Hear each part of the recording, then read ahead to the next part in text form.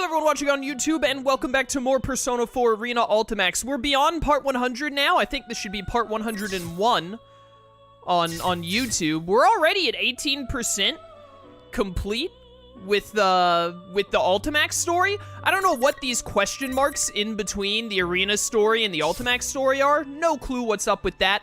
I guess we'll see if it unlocks or something after we finish the Ultimax story, but it does look like there's a lot here for the Ultimax story, but while it does appear that there is a lot, I mean, we're already almost 1/5 done after only playing, what, an hour and a half of the Ultimax story? So it's looking like the Ultimax story could be a bit shorter than the Arena story, which honestly, I'm here for, because the Arena story, with the way they did it, just did a whole lot of retreading ground and needless fluff when it came to text. But I believe the only thing we have to choose right now is the third ordeal. Start Chapter 4 with Narukami. Let's get it.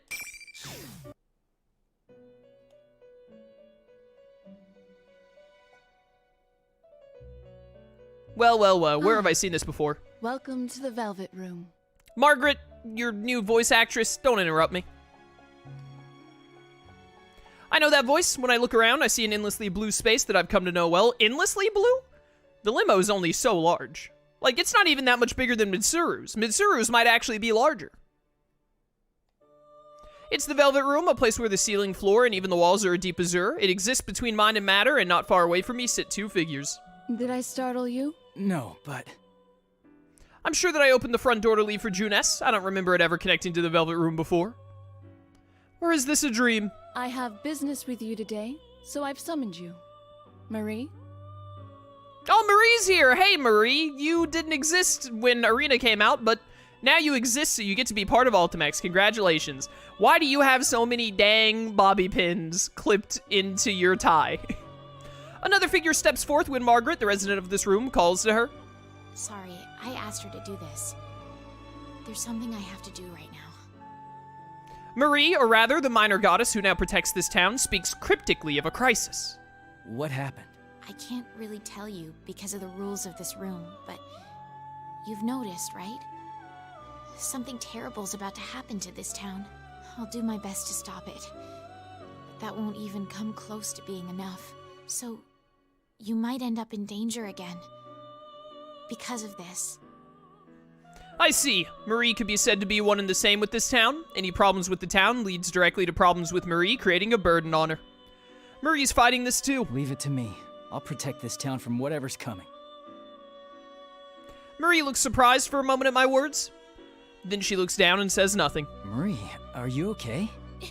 You stupid goody-goody womanizing lame-o. Just hurry and get out of here. Womanizing lame-o. That's a mean thing to say to a person worried about you. Well, that is like her. Still, she may be toughing it out, but I can tell this abnormality is eating away at Marie. It seems you still have a lot to learn. You may have noticed, but your precious town faces an even greater threat than before. Someone is attempting to merge Inaba with the other world, which you once called the Midnight Channel. That sounds fun. What? Fortunately, Marie's powers are currently protecting the townspeople. But that will not last long. What do you mean? A town that's become a labyrinth choked by fog and silence. Inaba exists in a unique time right now. Only Persona users who have accepted their suppressed egos are able to freely move about through the evil red fog. What makes the red fog evil? Maybe it's just vibing. But at this rate, the fog will thicken, and those who cannot use such powers will be swallowed into this world. So that's what General Teddy meant by within the hour. This will be the third ordeal thrust upon you. Or perhaps it is the continuation of the second. Feels a lot more like a continuation of the second. I mean, this is just a sequel to Persona 4 Arena. Will you overcome it with aplomb this time as well? Aplomb, what a word. Go. You can do this. And as for the culprit in this case... Were you actually about to tell me who it was? Didn't you say you couldn't tell me stuff because of the Velvet Room or whatever? That's odd. Marie's voice is starting to sound hazy. Why, I can't just give away who the culprit is. And this sensation, I felt it before. It's the feeling I get when I leave the Velvet Room. Wait, no, Marie's not done yet. The culprit in this case, but before I can hear the most crucial part of Marie's message, classic anime, my consciousness is slowly swallowed by darkness.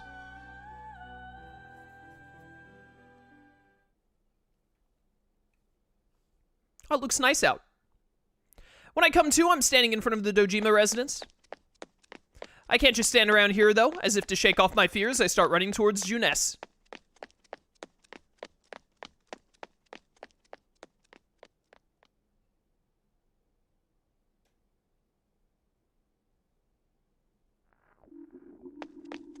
That's odd. I passed by here earlier, too. The same sign again, and turns that shouldn't exist. Just like Margaret said, the neighborhoods of Inaba have become a maze in this red fog. It really is just like the TV world. I get the feeling that shadows could come crawling out from the shadows of ordinary buildings, and I shake my head at such thoughts. Is this anxiety because of the fog, too? Margaret called this a continuation of what happened the other day. When Labrys was thrown into the TV world, her kidnapper said, "You got the better of me this time." If this is the continuation of the other day, then that means he's already making his next move. It's wild that the storyline of Ultimax literally happens like the day after the Arena story. That's a little crazy. The culprit's objective then was to gather powerful shadows. Is that what he's setting up to do this time as well?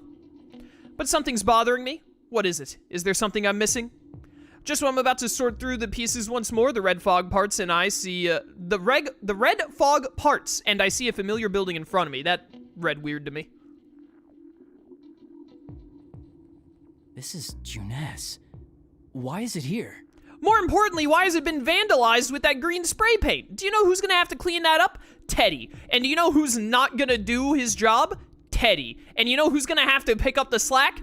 Yosuke. Out of the corner of my eye, I see a figure pass by and enter Junes through the front door. It's Yosuke. my man. What a relief to see him safe, but it looks like he didn't hear me because he keeps going and disappears into Junes as probably one of them dang old shadows. Yosuke, wait!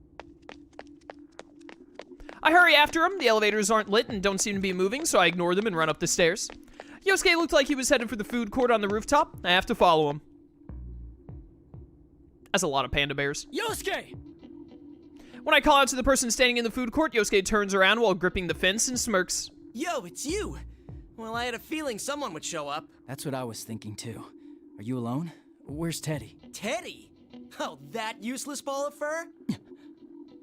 Something's not right. Teddy and Yosuke bicker all the time, but their bond of trust is stronger than anyone else's underneath it, is it? But the way Yosuke talked about him just now had this obvious current of disdain to it. Good. Are you really Yosuke? Who cares? Either way, you're done for. Plus, take a look at that. Yosuke points to what's behind me. When I turn to look, I see he's pointing at something beyond the red haze. On the hill beyond the distorted neighborhoods, most likely the side of Yasugami High, where I used to attend, looms a bizarre, long, and unnaturally thin shadow. What is that? When I rush over to the fence, the wind pushes away the fog, letting me see that thin shadow for what it really is. A grotesque tower that defies reality. Nothing like any normal building. The image of Mitsuru-san's people being crucified passed through my mind.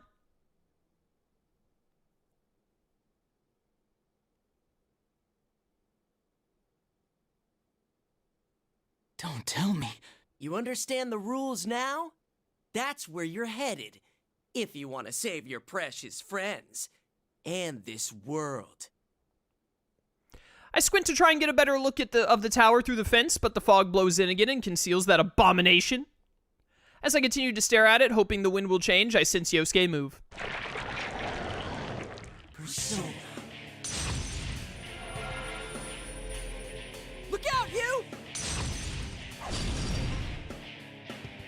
As I react to Yosuke's move, Yosuke's persona comes charging in with tremendous speed, gouging the fence with its arm. What is going on here? Persona! And two Yosuke's! Don't be fooled! That's a fake me! Don't get in my way. Persona! You get a persona, and you get a persona! Everyone gets a persona! Yo, that's sick. I love that. Good image. The two Jiraiya's clash fiercely, and an immense shockwave shakes up the surrounding air. As the personas cross swords, what looks like sparks scatter all across the darkened food court. The two Yosuke's summon their personas before my eyes. This guy's not me or my shadow. It's a fake that was made with a chunk of a shadow. Chunk of a shadow? General Teddy set this up. He supposedly made these things to force us to fight. Do we have to go through all 200 floors of Tartarus again? I will quit this playthrough on the spot. Thing is, we can summon our personas here too. We have to beat them all and move on. The two Jiraiya's use the rebound of their powers to put distance between each other. Though the opponent is a fake, this shows their skills are perfectly matched. Yosuke, are you alright? To be honest, I'm exhausted. But if this is more of the P-1, we can't let ourselves lose. Oh, so you noticed too. The culprit behind Labrys's kidnapping is doing this as well. Right. I don't know what they're after, but let's defeat this thing and keep going. Morons! You still don't get it, do you? You're both going down here. Don't act so tough. You might be a copy of me, but there's no way you can beat you and me at the same time. 2 against 1, huh? We're being all fair and square, but I see you'd rather play dirty. Useless vermin who can't do anything unless you're huddled together. You're completely forgetting the rules. The P-1 Climax is supposed to be all one-on-one battles. I'm not going to take on 2 of you at once. Now, bring on the ring. On the fake Yosuke's signal, 4 red pillars fall out of the sky. The pillars tower over the food court, surrounding both ourselves and the fake. They give off an eerie light. Whoa! What is this? Come on, first come, first served. Oh, and I guess I'll tell you something else. Ignoring me and trying to run ahead will get you nowhere. Like I said before, if you want to stop the world from ending, you've got no choice but to head to Yasugami High. Now, though, you're already in the way. Those red pillars create invisible walls, and there's no way to get rid of them but to win one-on-one. In other words, the only way you can save your world is for one of you to defeat me. Damn it. Invisible walls again? What are we gonna do? Can we trust anything he's saying?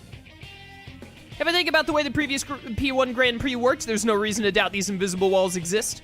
There's no way to confirm what the fake Yosuke is saying, and even if there was, if beating him in a 2-on-1 fight resulted in us being trapped here, then it would be a hollow victory.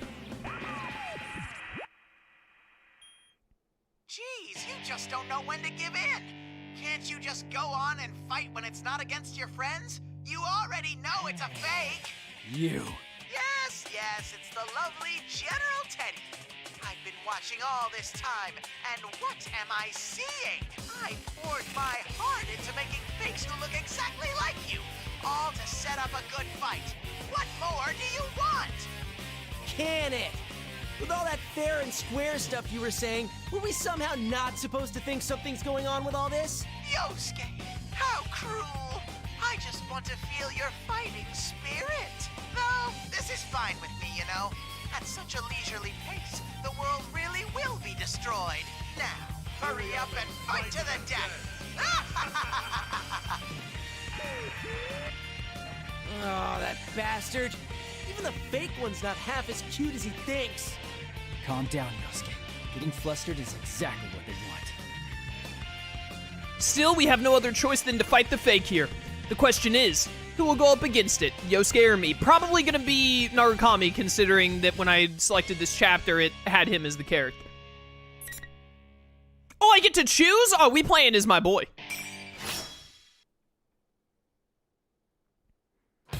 Yo, getting to choose characters at certain moments of who you want to battle with, I love that. I love that a lot. Finally. Big fan. Yo, check it out, it's your boy.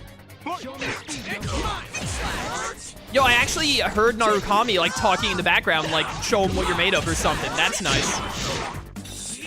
Behold my mini knives! My mini knives that also have poison! Beyblade! What? You're donezo, bud. Oh, it actually shows Narukami at the top left saying stuff. That's cool. Alright, we won! What do you mean we? I won.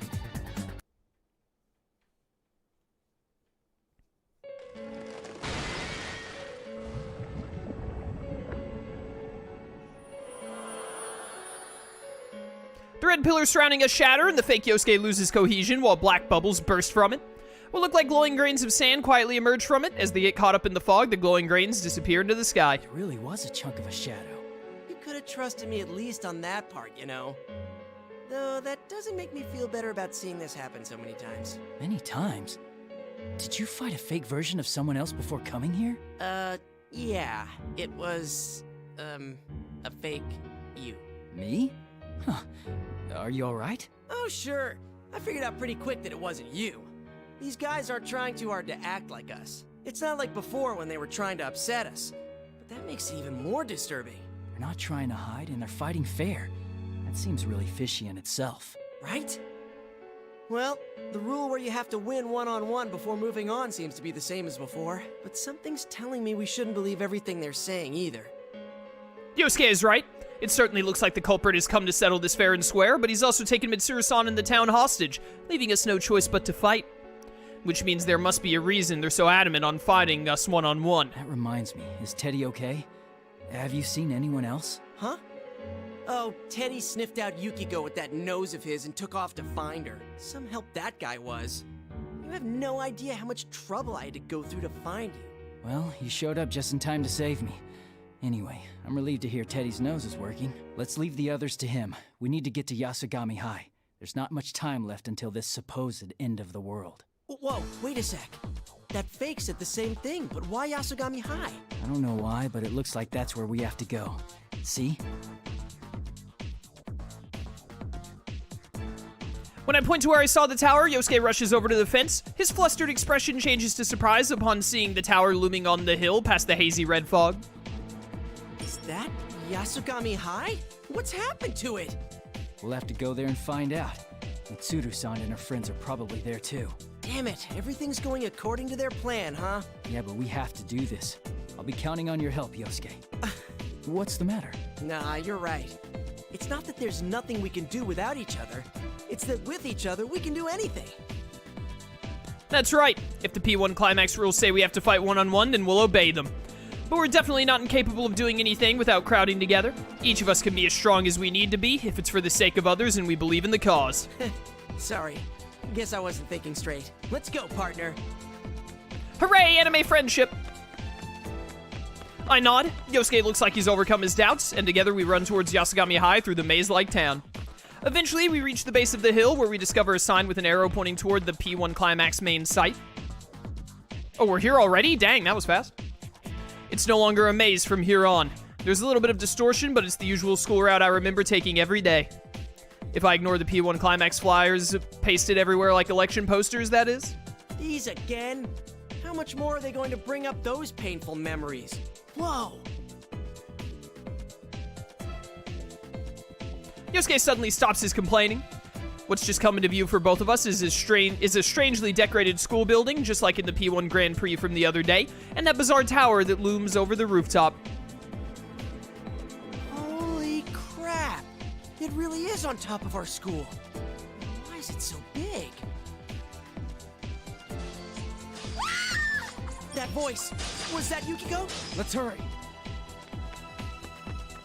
After nodding to each other, we make a dash towards the Yasugami High main gate. Please be safe, Yukiko.